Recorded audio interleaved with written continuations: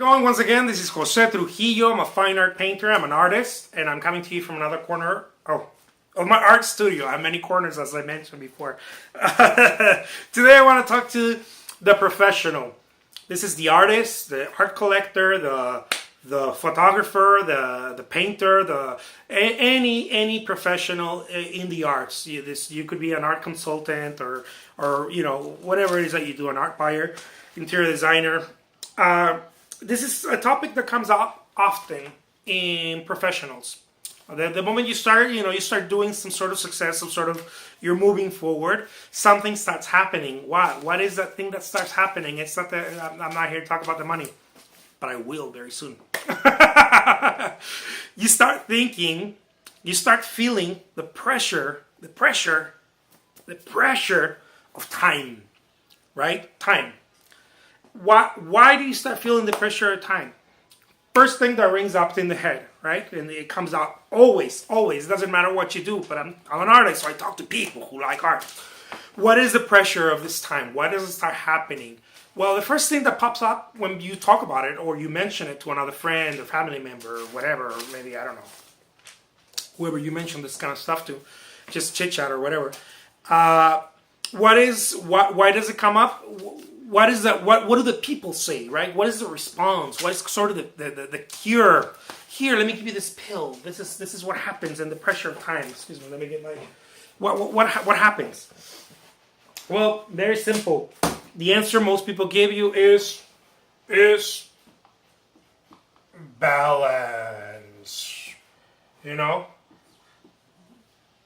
awesome word, balance, right? You gotta balance time. Look, I'm not here to lie to you guys. I'm not here to talk about stuff that I don't know. I'm here to talk about my personal experiences, my journey, what I've learned, what has helped me, and what I am still learning, and share it with you guys. Whole idea of balance, I've been listening to it. I've been listening about it forever, right? Since I started hitting hard. I've been listening to people tell me, it's because you don't vacation, or you don't rest enough, or you work too much, you're not balanced. It's because you need to balance. I'm here to tell you that this idea, it's a bunch of BS. Yes. Why? Here's why. You can't balance anything. And I know that some of you might be like, you're crazy, dude. No, you're supposed to be a balanced human being. There's a lot of stuff going around about being a balanced human being, and you have to be a balanced person and this and that. And I'm not here to tell you, what your spiritual approach to life should be or whatever. I'm just here sharing what mine is, okay, and why it works for me. This is the reason why. Because whenever you start thinking about how to balance things, how to balance, especially time, what happens is that you never have enough of it. This is what happens with time. Time is sneaky like that. It always lets you know that you never have enough of it. That it's this thing you can never, you can never grasp, right? So how do you manage it? Right? What do you do then? Do you manage time? Is there such thing as time management? I don't think there's even such thing as time management. I don't believe it. I've tried the whole thing. I failed miserably.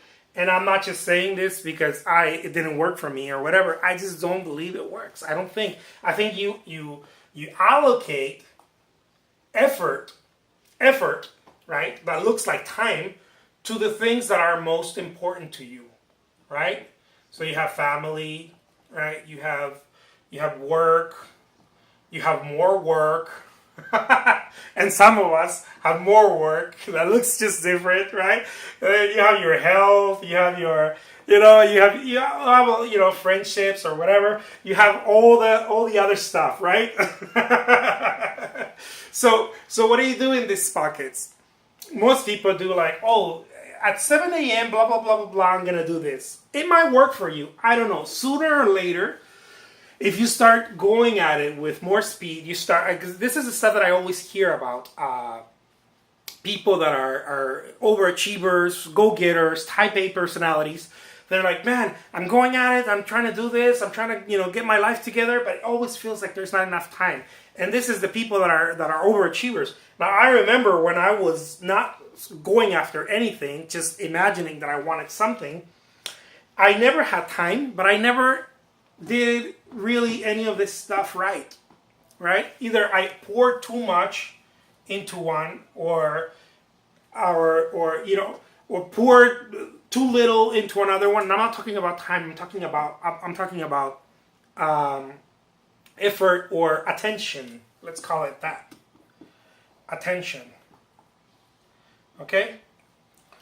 So what ends up happening is that you always feel like there's not enough, and I'm talking about when I was like, oh man, it'd be nice to be an artist. That'd be a nice idea, right? But never really got to doing things. Once I started doing things, I really felt the pressure of time. That's when the pressure of time really kicked in. At first, I wasn't even aware of it. You think you have all the time. When you don't do anything, you think you have all the time in the world. And when you start doing stuff, you realize the pressure of time, right? And the way that I found out, now I'm going to share to you how I found out to do this, because I just told you about, allocating attention to each thing. But how do you do it? You don't. This is where I found out. You set up your personal to-do list, right? And I'll talk more in depth about this. I'm just going to give you a quick run, right?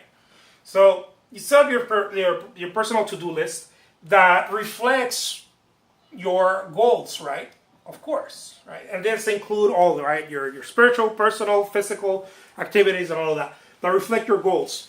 In your personal to-do list, and that could just be like a little piece of paper. In your personal to-do list, what you do is that you start going at it in increments of time, not in increments of like, oh, I'm going to do 10 minutes here, and 20 minutes here, and 30 minutes here. Maybe that's how you start to get the hang of it, right? Maybe you start with that. But sooner or later, you're gonna figure out that something else is going to come and mess with that, because in life things are always happening. So what I learned to do, and this I learned it from, of course, someone else like Grant Cardone and other coaches that I like to listen to. What I learned from these guys is that you write down what it is that, part of your to-do list. Let's say today I'm gonna talk to a gallery, right? In order to get a show. Tomorrow or if you're an art collector, today I'm gonna go visit a gallery, and then the same day I'm gonna talk to a handful of artists, and then I'm gonna blah blah blah blah. Let's say that you do that. You're an art buyer or an art collector or whatever your day looks like, right? And then you have your 30 minutes exercise or whatever, right? Some of them reflect time, like 30 minutes exercise. Some of them don't. What I actually learned how to do is just go and attack it in pockets. Go full at it. Attack it in pockets. Not in pockets of time, but in pockets of because you don't know what you can do in a short period of time. See, most people don't know what they can do in a short period of time. For example, when time starts seeping in, this is where I'm going with this video. I know it's a little vague, but maybe you can get to grasp what I'm trying to say here. It's not rocket science. It's just that I don't really. It's one of those things that you get or you don't. It's not me, I swear. It's not that I don't know how to explain it. But when you start figuring out that you need to do these tasks, right? All these tasks. What starts happening, if you allow time to them, it's that you're going to allot more time sometimes to them and sometimes less time to them. And especially if you're doing it with your mind. For example, let's say that I'm an artist, right? Let's say I need to make this painting, this commission, right? Maybe the commission only takes me about 4 hours, right? Let's say. Or I'm only going to work at it for this amount of time. But I dread it and I dread it and I dread it because next to it, now I have 30 minutes where I need to do some photography. And then next to it, I allotted 30 minutes to do to call on clients, right? On collectors, right? Art collectors, right? And now I start dreading it because I start what starts happening is that pressure, that idea, because I allotted time to them, right? Because I'm trying to manage time. That's why I'm telling you, I don't manage time anymore. I learned not to do this anymore. What starts happening is that I'm like, oh man, but then I won't have time to do this because I already looked at all the stuff I have to do. Really, to call on 30 on collectors or art collectors or whatever, I don't need 30 minutes. Although psychologically, I told myself it's 30 minutes for that task. This is where I'm going at. So in reality, if I just get to it with almighty force, that, all the God-given mighty force that you have, if I just get to it, it'll probably take me 1 minute or two at most. Maybe 5 minutes, maybe 10 minutes if you're doing like you're reaching all these collectors. I don't know, like 20 collectors, because 10 of them or I don't know, 15 of them are not going to answer. They're at work or whatever. You leave a voicemail, whatever, boom, boom, boom. You make the calls. It doesn't take you 30 minutes, especially when you don't know this stuff and you use, I'm going to call on collectors tomorrow, and you use the whole 24 hours for a task. Many people do this. I certainly used to do this when I had no idea. And then I moved it to, okay, 1 hour, okay, half an hour, or blah, blah, blah. Now I don't do that. Now I jump the gun. Okay, I need to call collectors. Give me the phone. Boom, boom, boom. Let's get it over with. What I do,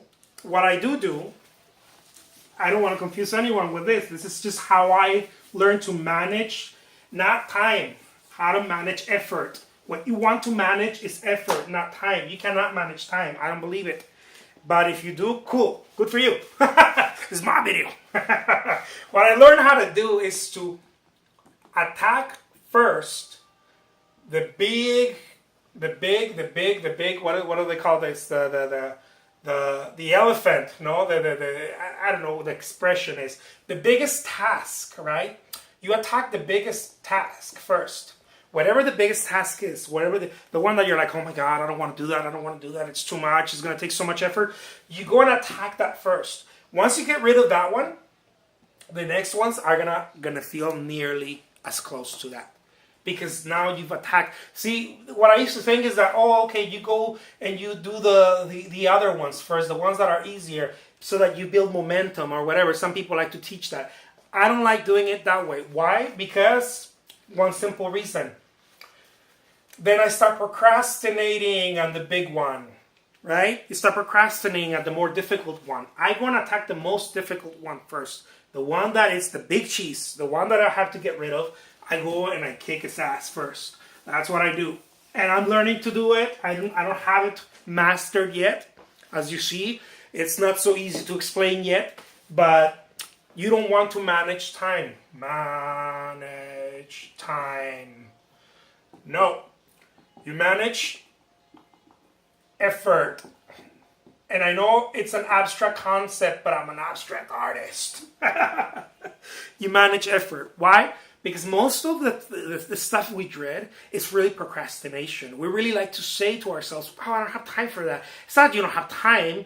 Oh, with all the stuff that I have to do, is that it already feels so heavy because you already went too far in your calculations of allotting time to these individual tasks, that now you don't see how you could get it done because you psychologically have spaced them out how long they're going to take. You get what I'm saying? You have your 24 hours in a day, and let's say that you work your, I don't know, most people, your 8 hours, right? And you have, I don't know, another 8 hours to do the other stuff in your day, and another 8 hours to sleep, right? You have your 8 hours to do the chores in your life. What happens with most people, and I used to do this a lot, is that you start allotting time, psychological time, to each endeavor, to each thing, to each task. And many of the tasks, many of them, if you just get to them, they take 1 to 5 minutes tops. Some of them take 15 minutes, and you think they're going to take 3 hours. Some of them take an hour, 2 hours, and you think they're going to take all day. Now, don't get me wrong. Some stuff you think is only going to take 5 minutes, and it takes the whole day. That does happen sometimes. But when that happens, you can now break that one into pieces. Okay? See what I mean? You break that one. The one that it's going to take all day, then don't do it all day. You break it into pieces throughout the week or whatever. But you manage effort. I'll leave you with that. I know I made this video a little long, but I just wanted to share that with you. I don't manage time. I learned that thanks to I like to give what do you call it? How do you say it? I don't know. I like to mention who I learned this stuff from, because I didn't pull it out of my sleeve. Okay, this is stuff that I've been learning. Some of the idea I had in me that I knew, but I needed that push. And this mentor, Grant Cardone, pushed me in that direction to, like, he didn't tell me you manage effort, but I got it. This is something that I thought about. Because he talks about you don't manage time. He doesn't manage time. I was thinking about it, and as I went through my day, I was like, no, what you manage is effort. That's how I feel about it. Anyways, I don't know. That's how I do it. I just wanted to share it with you. I don't manage time. Manage effort. Manage your effort and where you put it in pockets. I'll leave you with that. My name is Jose Trujillo. I am one of the coolest artists in the world. I hope you enjoyed this video, and hopefully you come back to check out some of my other awesome stuff. Take care now.